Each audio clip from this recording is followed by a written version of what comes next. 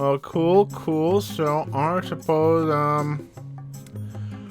oh, how's this usually go? Hey, John! I feel like our thing is asking if this is our thing, so, I don't know. Is this our thing? Is this what we do? Is this what we do now? What are we, like, fucking, like 11, 12 episodes in now? We don't know what our goddamn thing is? Yeah, basically, yeah.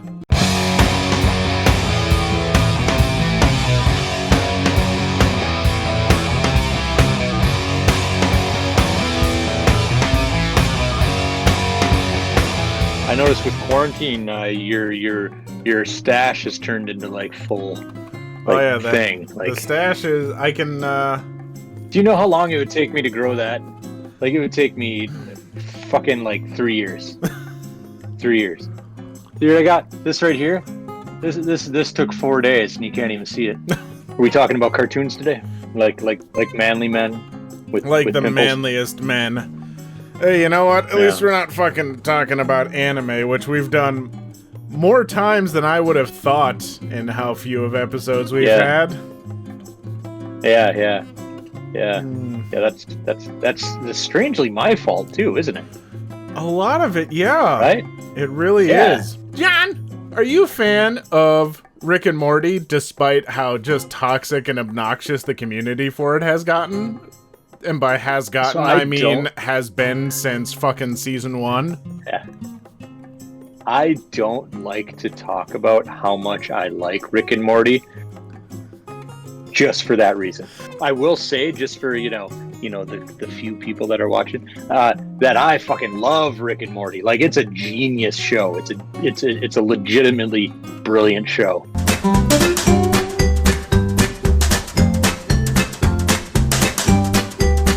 Why are you talking about Rick and Morty? We're not talking about Rick and Morty. Well, I'm talking about Rick and Morty because it is the most well-known thing from Justin Roiland. Just a few days ago, Justin Roiland's newest animated series debuted on Hulu, and that would be Solar Opposites.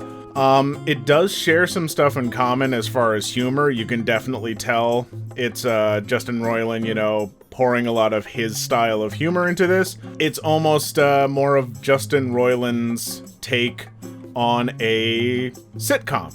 It is very much a sitcom of 4 aliens. I get 5 aliens that have crash landed on Earth and are stuck there and are just living their lives.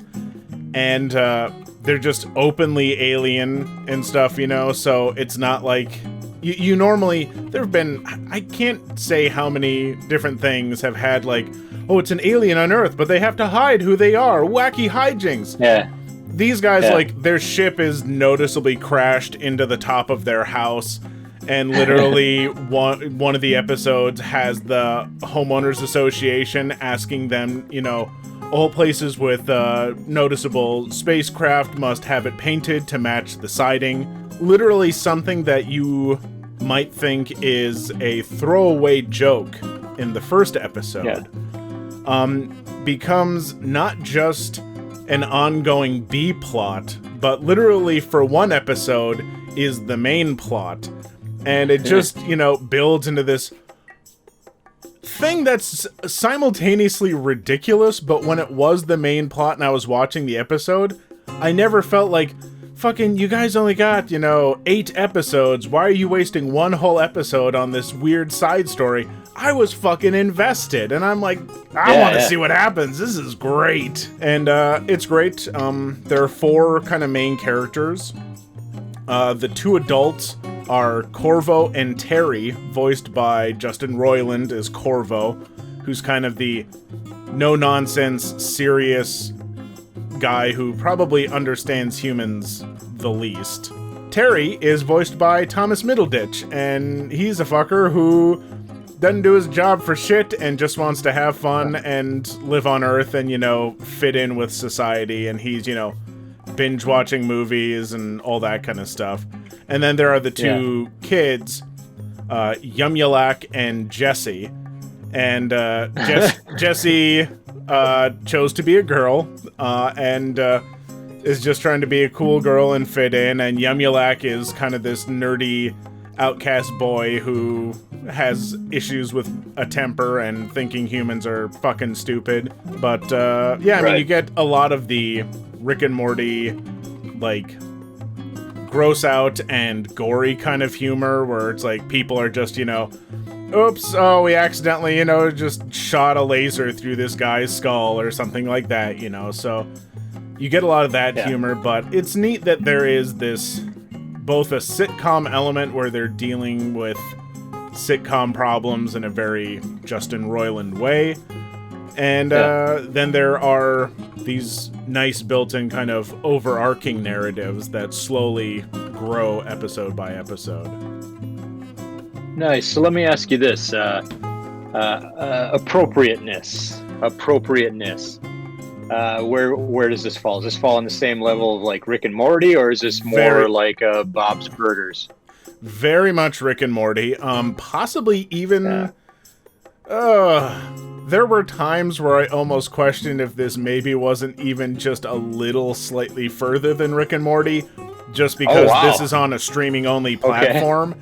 I guess they don't show anything necessarily more graphic, but I just feel like they're even a little less shy about just bluntly saying shit. So, like, I think there's a lot of rewatchability here. There's a lot of nice little details. So, the fuck are we talking about?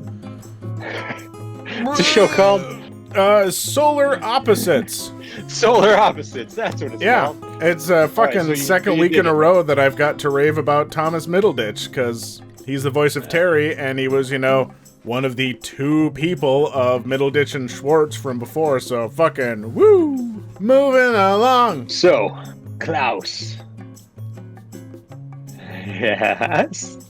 Is this our thing now? Yeah. What's our thing? So every now and then, I get in the mood for a meal.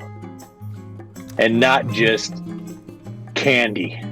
You know what I mean? Yeah. I can eat a lot of candy. I can eat all sorts of candy, but sometimes I want a meal that I'm gonna enjoy, I'm gonna savor, I'm gonna eat slowly, and then the next day I'm gonna be thinking about that fucking meal and the ingredients, and I'm gonna be like, wow, what was that spice that they put in there, and was that some sort of fucking weird cheese? What the hell was that? I don't even know. You know, that's sometimes I'm in the mood for that sort of meal, right? Yeah. Same thing goes with movies for me. You know, I can watch your fucking Marvel movies all day long and, you know, come away feeling like I got a gut ache and my teeth are about to fall out because I didn't have to think, and all I had to do is just sit there and shovel that candy in my mouth. And I'm not saying there's anything wrong with Marvel movies. I love them. Yeah. Sometimes, you know, you want a meal. You want a delectable meal, right? An experience. And at those times, that's when I switch on the Criterion channel. You know what I'm saying? Oh, yeah.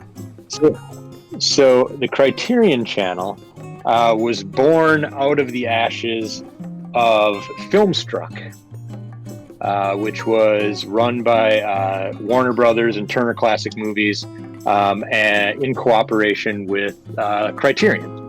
Which, if you know about Criterion, you know that they're like kind of this boutique specialty publishing label, right? That puts out special editions of DVDs and Blu-rays, and they've been doing it for since the Laserdisc days, I think. You know, they've been putting out the Criterion edition of these things, and generally, you know, if your movie, you know, if you see a movie and it's got the Criterion edition label on it, you know you're in for something, right? You know, like this is quality shit. It's the best quality, like, print of the movie. They've got tons of special features, director's cuts, commentary, behind the scenes stuff.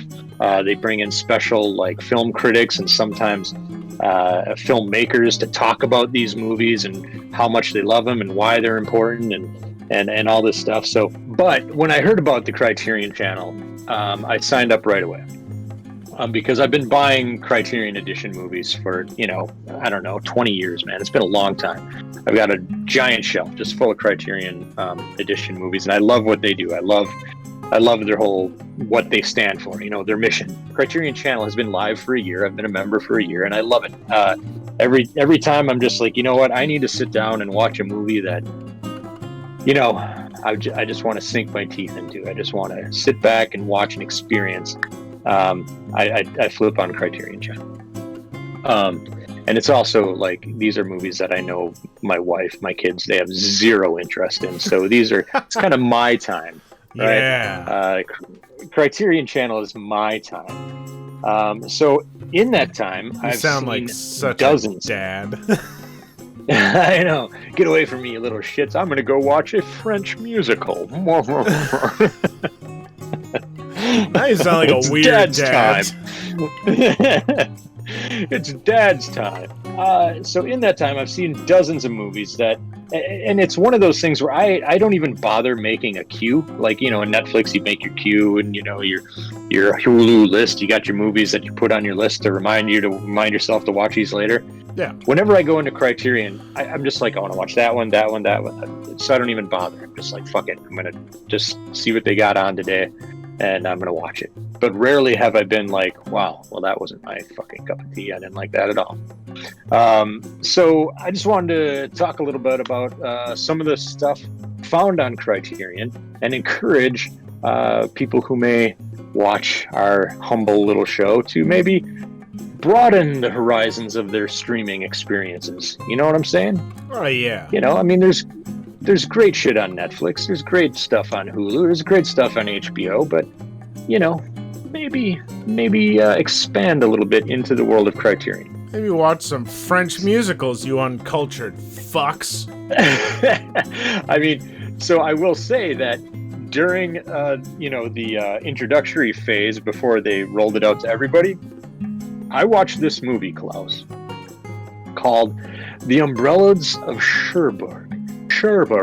My French is horrible, so I mean it could be Cherbourg. I don't even know, but it's not. So it's a musical. It's a French musical about a daughter and a mother who run this umbrella shop in Paris, and she finds love, Klaus, and it's unrequited love, and it's missed connections, and all that sort of shit. And every single line of this movie is sung, and there's dancing, and it's frilly, and I'm like, I'm gonna fucking hate this. And by the time it was done, I was like, that was goddamn delightful. I want more. Oh damn! I loved it so much. And but 3 months later, Criterion was like, oh, you want more? Well, there was a sequel, John. It's called The Young Girls of Rochefort. Oh my! And I was like, give me more. And it's about two girls who own a music studio, and they give dance lessons and piano lessons, and it's also delightful, Klaus. Just delightful. Ah, that's wonderful. That really is.